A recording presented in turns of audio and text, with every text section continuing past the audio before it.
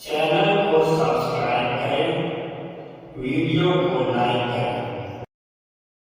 अल्हम्दुलिल्लाहि रब्बिल आलमीन, अस्सलातु वस्सलामु अला अशरफिल मुरसलीन सय्यिदिना मुहम्मद व अला आलिहि व अस्हाबिहि अजमईन, अम्मा बाद। सामीन मोहतरम, आपने इस हफ्ता में कुरान मजीद की सूरह अन-नहल की 31 आयत 98 से 128 की तिलावत और तशरीह समाअत फरमाई। आइए आज इन सब आयात में आए मज़ामीन पर एक नजर डालते हैं।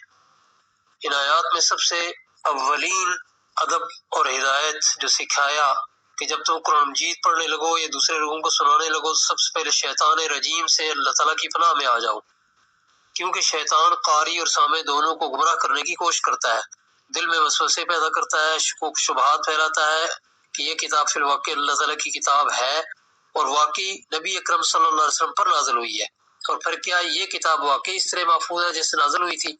इसमें दिया हुआ निज़ाम जिंदगी आज कैसे काबिल अमल हो सकता है? पूरी उम्मत में कहीं भी इसका निज़ाम मुकम्मल तौर पर नाफिज नहीं।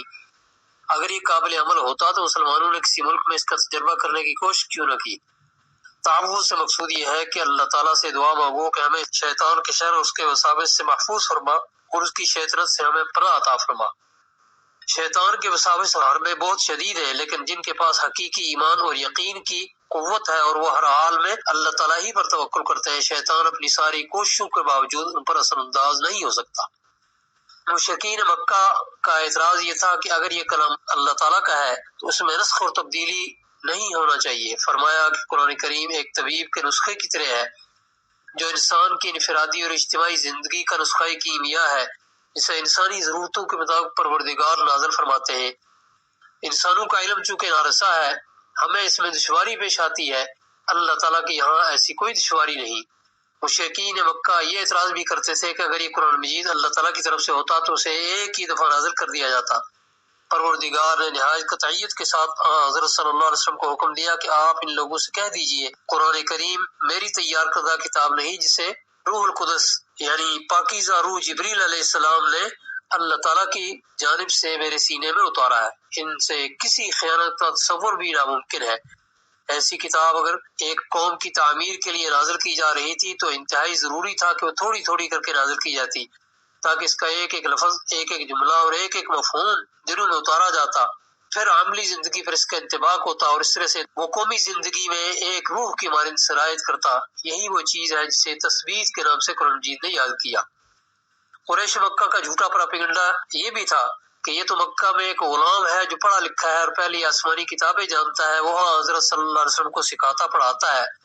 जवाब में फिर इरशाद फरमाया कि जो गुलाम अरबी नहीं बल्कि अजमी है, शहर मक्का में रहने की वजह से मुमकिन है अरबी बोल लेता हो, लेकिन कुरान करीम की जुबान सिर्फ अरबी नहीं बल्कि अरबी मुबीन है, जिसकी मिसाल लाने से अरब भर के फुसहा आजिज है। कुरैश मक्का चैलेंज के बावजूद कुरान करीम जैसी एक सूरत ही बना के ले आने की हिम्मत न कर सके। अपनी इस कम मायगी को तस्लीम करने की बजाय उन्होंने कुरान करीम को बेएतबार करने के लिए एक ऐसी बात कह दी कि जो उनके लिए इल्जाम बनकर रह गई। फरमाया कि जो शख्स अल्लाह ताला पर यकीन रखता है और ये कि उसे एक दिन अल्लाह के रूबरू हाजिर होकर अपने अमाल का जवाब देना है, ऐसे शख्स से किसी तरह मुमकिन नहीं कि वो जिंदगी के किसी मामले में झूठ बोले। एक मोमिन कभी झूठ नहीं बोलता, चाहे जाए कि अल्लाह ताला के रसूल के मुतल्लिक़ ये गुमान किया जाए कि वो अल्लाह ताला पर झूठ बांधे, इसकी शान इससे बहुत बुलंद है कि इसके बारे में झूठ का तसव्वुर किया जाए। मक्का मुकर्रमा में जुल्म और अज़ियत की चक्की पूरी जोरों से चल रही थी। एक तरफ रसूलुल्लाह सल्लल्लाहु अलैहि वसल्लम आपकी नबूवत पर एतराज़ात, कुरान करीम के बारे में अजीब इश्तिबाहात पैदा किए जा रहे थे, और दूसरी तरफ गरीब और बेसहारा मुसलमानों को जुल्म और तशद्दुद का निशाना बना के इर्तिदाद के रास्ते पर डालने की कोशिश की जा रही थी। हजरत बिलाल को दहकते अंगारों पर लटाया जाता, यहाँ तक कि उनकी चर्बी पिघलने से आग बुझती।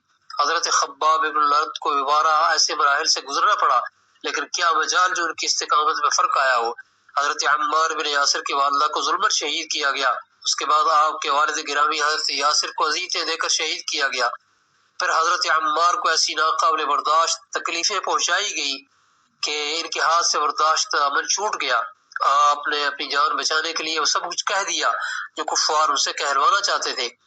इस पर अल्लाह ताला ने हुक्म नाज़िल फरमाया कि दिल अगर ईमान पर पूरी तरह मुतमईन हो तो इजाजत है कि फिर अगर वो नाकाबिल बर्दाश्त तकलीफें पहुंचाए तो तुम वही कुछ कह दो जो वो कहलवाना चाहे, बशर्ते कि दिल ईमान पर मुतमईन हो। حقیقت یہ ہے کہ جان و ایمان میں سے صرف کسی ایک کو بچانا ممکن ہو تو مومن جان قربان کر کے ایمان کو بچائے گا۔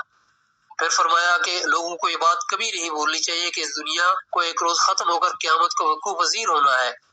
وہاں ظالم بھی پیش ہوں گے اور مظلوم بھی۔ ظالموں کو ظلم پر سزا ملے گی اور مظلوم اپنی مظلومیت کا صلہ پائیں گے۔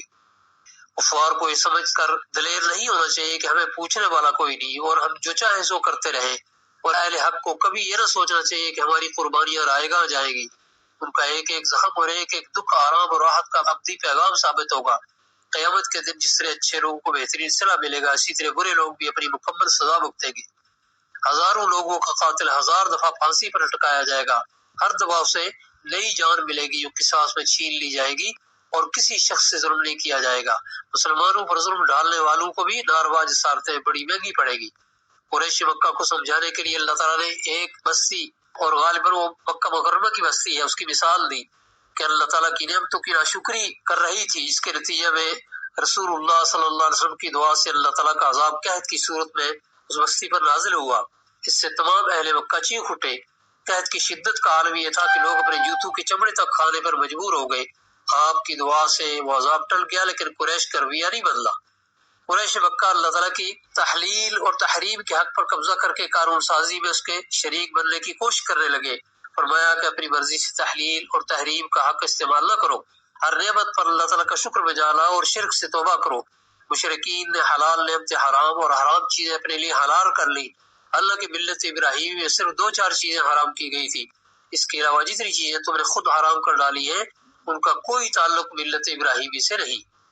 یہود پر ان کی سرکشی کی وجہ سے بعض جانور حرام کیے گئے جو صرف یہود پر حرام تھے۔